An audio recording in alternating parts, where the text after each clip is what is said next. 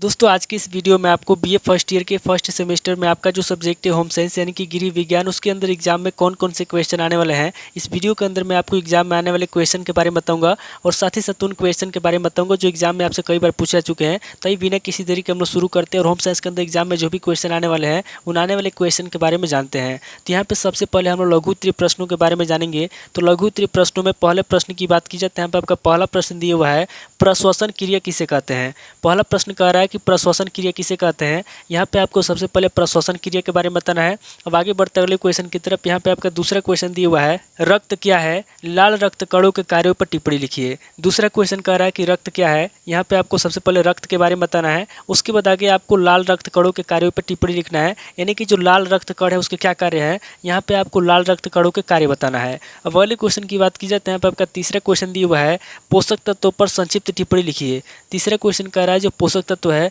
यहाँ पे आपको पोषक तत्वों पर संक्षिप्त में टिप्पणी लिखना है। अगले क्वेश्चन की बात की जाए तो यहाँ पे आपका चौथा क्वेश्चन दिया हुआ है, धमनी तथा शिरा की तुलना कीजिए। चौथा क्वेश्चन कह रहा है जो धमनी है तथा जो शिरा है, यहाँ पे आपको धमनी तथा शिरा की तुलना करना है। अब अगले क्वेश्चन की बात की जाए तो यहाँ पे आपका पांचवा क्वेश्चन दिया हुआ है, संतुलित आहार किसे कहते हैं। पर्याप्त आहार व संतुलित आहार में अंतर स्पष्ट कीजिए। पांचवा क्वेश्चन कह रहा है कि संतुलित आहार किसे कहते हैं। यहाँ पे आपको सबसे पहले संतुलित आहार के बारे में बताना है, उसके बाद आगे आपको पर्याप्त आहार व संतुलित आहार में अंतर स्पष्ट करना है, यानी कि जो पर्याप्त आहार होता है और जो संतुलित आहार होता है इन दोनों में क्या अंतर होता है। यहाँ पे आपको इन दोनों में अंतर बताना है।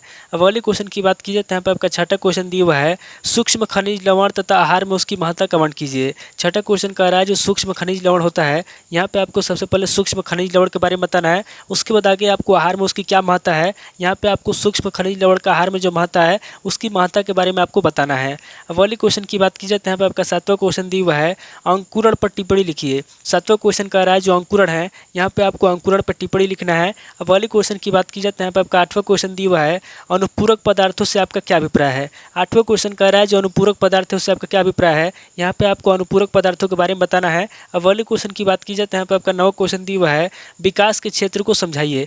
नवा क्वेश्चन कह रहा है जो विकास का क्षेत्र है, यहाँ पे आपको विकास के क्षेत्र को समझाना है। अगले क्वेश्चन की बात की जाए तो यहाँ पे आपका 10वां क्वेश्चन दिया हुआ है, वंशानुक्रम की प्रक्रिया को समझाइए। 10वां क्वेश्चन कह रहा है जो वंशानुक्रम की प्रक्रिया है, यहाँ पे आपको वंशानुक्रम की प्रक्रिया को समझाना है। अब अगले क्वेश्चन की बात की जाए तो यहाँ पे आपका 11वां क्वेश्चन दिया हुआ है, भाषा विकास की विभिन्न अवस्थाओं को समझाइए। 11वां क्वेश्चन कह रहा है जो भाषा विकास की विभिन्न अवस्था है, यहाँ पे आपको भाषा विकास की विभिन्न अवस्थाओं के बारे में बताना है। अब अगले क्वेश्चन की बात की जाए तो यहाँ पे आपका 12वां क्वेश्चन दिया हुआ है, आरंभिक बाल्यावस्था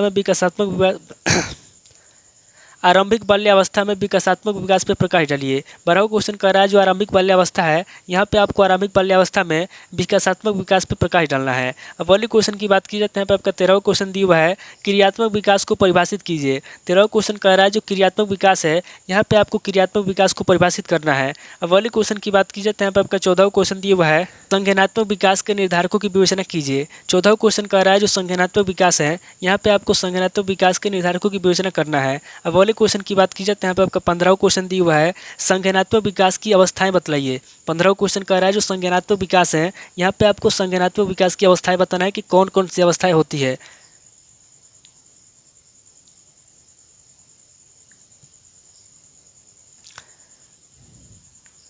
तो टोटल आपके 15 क्वेश्चन हो गए जो आपसे लघु उत्तरीय प्रश्न में पूछे जाएंगे। अब आगे हम लोग दीर्घ उत्तरीय प्रश्नों के बारे में जानेंगे। तो यहाँ पे दीर्घ उत्तरीय प्रश्नों में पहले प्रश्न की बात की जाए तो यहाँ पे आपका पहला प्रश्न दिया हुआ है, भारतीय गृह वैज्ञानिकों के योगदान का संक्षिप्त वर्णन कीजिए। पहला प्रश्न कह रहा है जो भारतीय गृह वैज्ञानिक है, यहाँ पे आपको भारतीय गृह वैज्ञानिकों के योगदान के बारे में बताना है और उसका संक्षिप्त में वर्णन देना है। अब अगले क्वेश्चन की बात की जाए तो यहाँ पे आपका दूसरा क्वेश्चन दिया हुआ है, कोशिका का नामांकित चित्र बनाइए तथा इसके मुख्य अंगों के कार्य बताइए। दूसरा क्वेश्चन कह रहा है जो कोशिका है, यहाँ पे आपको कोशिका का नामांकित चित्र बनाना है, उसके बाद आगे आपको इसके मुख्य अंगों के कार्य बताना है। अब अगले क्वेश्चन की बात की जाए तो यहाँ पे आपका तीसरा क्वेश्चन दिया हुआ है, पाचन तंत्र के विभिन्न अंगों भागों के कार्यों को विस्तारपूर्वक समझाइए।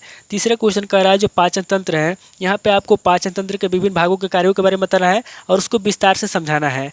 अब अगले क्वेश्चन की बात की जाए तो यहाँ पे आपका चौथा क्वेश्चन दिया हुआ है, श्वसन तंत्र के विभिन्न अंगों को बताइए। चौथा क्वेश्चन कह रहा है जो श्वसन तंत्र है, यहाँ पे आपको श्वसन तंत्र के विभिन्न अंगों को समझाना है, यानी कि श्वसन तंत्र के विभिन्न भागों के बारे में आपको बताना है। अब वाले क्वेश्चन की बात की जाए तो यहाँ पे आपका पाँचवा क्वेश्चन दिया हुआ है भोजन क्या है, भोजन के कार्यों के बारे में लिखिए। पाँचवा क्वेश्चन कह रहा है कि भोजन क्या है, यहाँ पे आपको सबसे पहले भोजन के बारे में बताना है, उसके बाद आगे आपको भोजन के कार्यों के बारे में बताना है। अब वाले क्वेश्चन की बात की जाए तो यहाँ पे आपका छठा क्वेश्चन दिया हुआ है सूक्ष्म पोषक तत्वों से आप क्या समझते हैं, सूक्ष्म पोषक तत्वों का संक्षिप्त वर्गीकरण और महत्व पर प्रकाश डालिए। छठा क्वेश्चन कह रहा है कि सूक्ष्म पोषक तत्वों से आप क्या समझते हैं, यहाँ पे आपको सबसे पहले सूक्ष्म पोषक तत्वों के बारे में बताना है, उसके बाद आगे आपको सूक्ष्म पोषक तत्वों का संक्षिप्त वर्गीकरण करना है और उसके महत्व के बारे में आपको बताना है। अब वाले क्वेश्चन की बात की जाए तो यहाँ पे आपका सातवां क्वेश्चन दिया हुआ है मानव विकास की अवस्थाओं का वर्णन कीजिए। सातवां क्वेश्चन कह रहा है जो मानव विकास की अवस्था है, यहाँ पे आपको मानव विकास की अवस्थाओं के बारे में बताना है।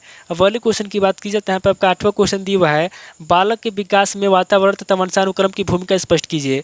आठवां क्वेश्चन कह रहा है जो बालक का विकास है, यहाँ पे आपको बालक के विकास में वातावरण के बारे में बताना है तथा उसके वंशानुक्रम की भूमिका स्पष्ट करना है।